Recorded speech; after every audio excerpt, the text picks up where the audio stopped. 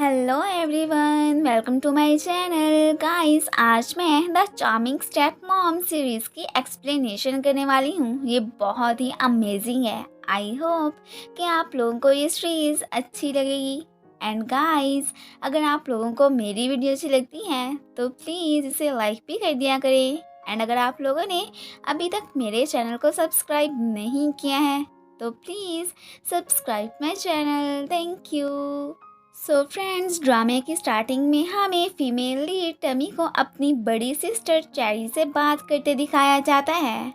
आज उसने अपने बॉयफ्रेंड का टेस्ट लेने का डिसाइड किया था। उसके कहने पर उसका बॉयफ्रेंड ट्री लॉज रेस्टोरेंट आने वाला था एंड टमी ने उसे फ्लर्ट करके देखना था कि क्या वो बाकी गर्ल्स को लिफ्ट कराता है या नहीं। अब चेरी ने टमी को ट्री लॉज की पिक तो सेंड नहीं की थी, बस इतना हिंट दे दिया था कि उसने अपने गले में मेरा दिया हुआ स्कार्फ लिपेटा होगा, सो उसे पहचान लेना। फिर हमें ट्री लॉज को दिखाया जाता है जो कि काफ़ी ज़्यादा हेल्दी होता है एंड अपने किसी फ्रेंड को ही लेकर वो रेस्टोरेंट जा रहा था। अब उसके फ्रेंड टाओ को बहुत ज़्यादा ठंड लग रही होती है तो ये अपना स्कार्फ उसे दे देता है। अब रास्ते में ही ट्री लॉज और टमी की टक्कर भी हो जाती है। यहाँ पर टमी तो उसके इतने ज़्यादा वेट को लेकर काफ़ी मजाक भी उड़ाती है एंड साथ में उसे अपना वज़न कम करने का मशवरा भी देती है। अब उसे क्या पता कि यही तो वो आदमी है जिससे चेरी ने उसे मिलने को कहा था। अब रेस्टोरेंट में स्कार्फ टाओ के गिर्द लिपटा देखकर टमी को मिसअंडरस्टैंडिंग हो जाती है कि यही चेरी का बॉयफ्रेंड है। वो उसके पास आकर फ्लर्ट करने लगती है तो वो पहले ही सिंगल था, इसलिए टाओ टमी से फ्री हो जाता है। अब टमी को तो यही लगने लगता है कि चेरी ने रॉन्ग लड़के को चूज किया है। ये तो बस एक नंबर का ठरकी बंदा है। वो इस सब के बारे में चेरी को कॉल करके बता देती है तो वो अब ट्री लॉज पे गुस्सा हो जाती है कि मैंने नहीं सोचा था कि ये एक ऐसा इंसान निकलेगा।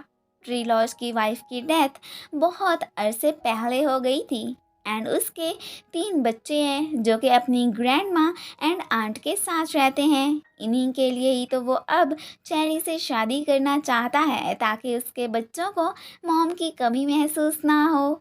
तमी को जब चेरी ट्री लॉज की पिक सेंड करती है तो तब उसे पता चलता है कि उसने तो गलत बंदे से फ्लर्ट कर लिया था। खैर, अब फिर चेरी का गुस्सा भी कुछ कम हो जाता है कि शुक्र है कि वो इंसान घटिया नहीं है।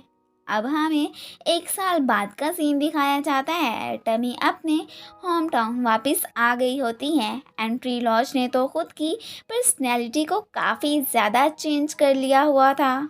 उस दिन टमी की बातों का उस पर कुछ ज़्यादा ही असर हो गया था, सो उसने खुद को अब बदल लिया था एंड पर्सनली वो टमी को थैंक्स कहने वही वाली प्लेस पर भी गया था, बट वो तो अब वहाँ से जा चुकी थी।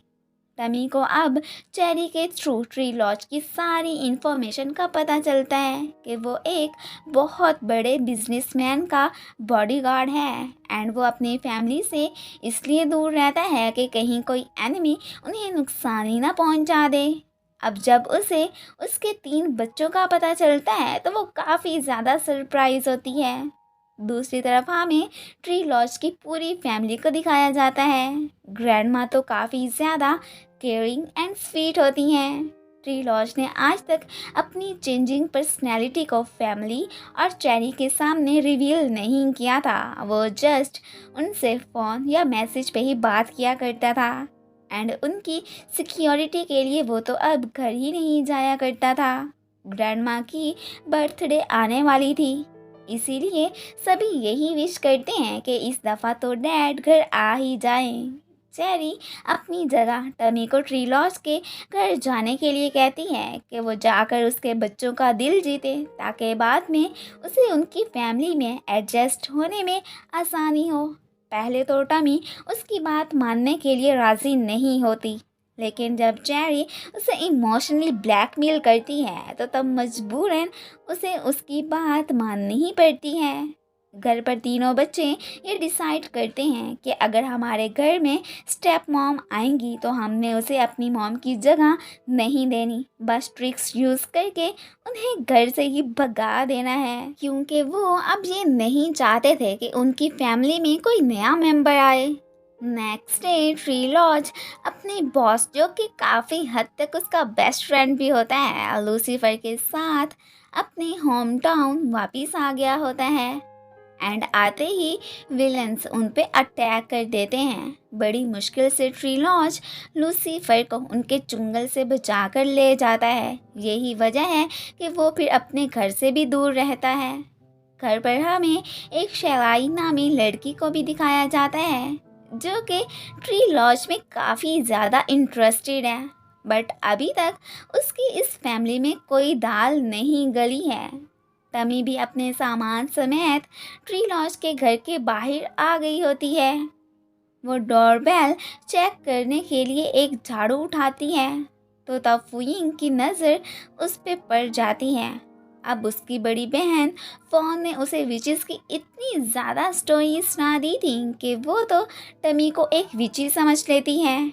ट्री लॉज अपने घर वाली साइड पे आया होता है तो वो अब अपने बच्चों को देखने जाने लगता है। फू एंग तो टमी को देखकर वहाँ से भागने ही लगती है कि उसे चोट लग जाती है, तो अब टमी गेट से कूदकर उसे देखने जाती है।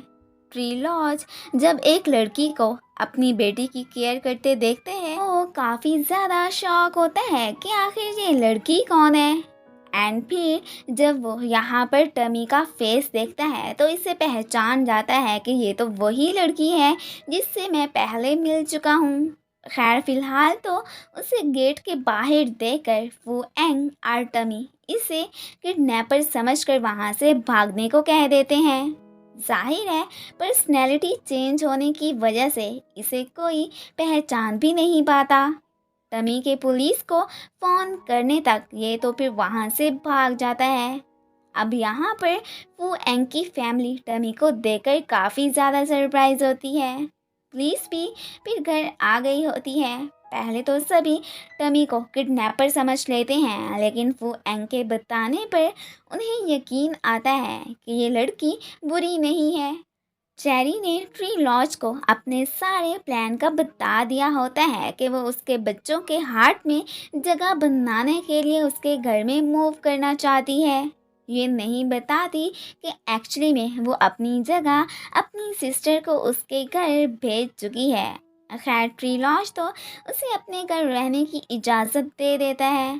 घर पर सभी टमी से यहाँ आने का रीज़न पूछते हैं तो वो उन्हें बता देती है कि मुझे तो ट्री लॉज ने यहाँ भेजा है एंड बहुत जल्दी हम दोनों शादी करने वाले हैं। सभी इस बात से काफ़ी ज़्यादा शॉक होते हैं। ग्रैंडमा को तो इसके यहाँ रहने पर कोई एतराज़ नहीं था। इस बात से टमी तो फिर खुश हो जाती है, लेकिन ट्री लॉज के दूसरे बच्चे फॉन और पहा कोई ख़ास खुश नज़र नहीं आते। अब फिर रात को कोइंसिडेंटली टमी की मुलाकात फू एंग से हो जाती है। उसे तो टमी काफ़ी ज़्यादा पसंद आई थी एंड वो उसे बहुत अच्छे से ट्रीट भी करती है। ट्री लॉज फिर से घर अपने बच्चों को देखने आया होता है एंड वो बाहर जब टमी और फू एंग को बैठा देखता है तो फिर इनसे मिले बगैर ही वापस चला जाता है। अब टमी को इस घर की जितनी इन्फॉर्मेशन मिली थी वो चेरी को कॉल करके सब कुछ बता देती है। नेक्स्ट डे फॉन और फा फू एंग को टमी के खिलाफ भड़काने लगते हैं कि ये कोई अच्छी लड़की नहीं है, बस एक विच ही है, सो इससे अटैच होने की तुम्हें कोई ज़रूरत नहीं है एंड इनका मिशन बस उसे तंग करने का ही होता है।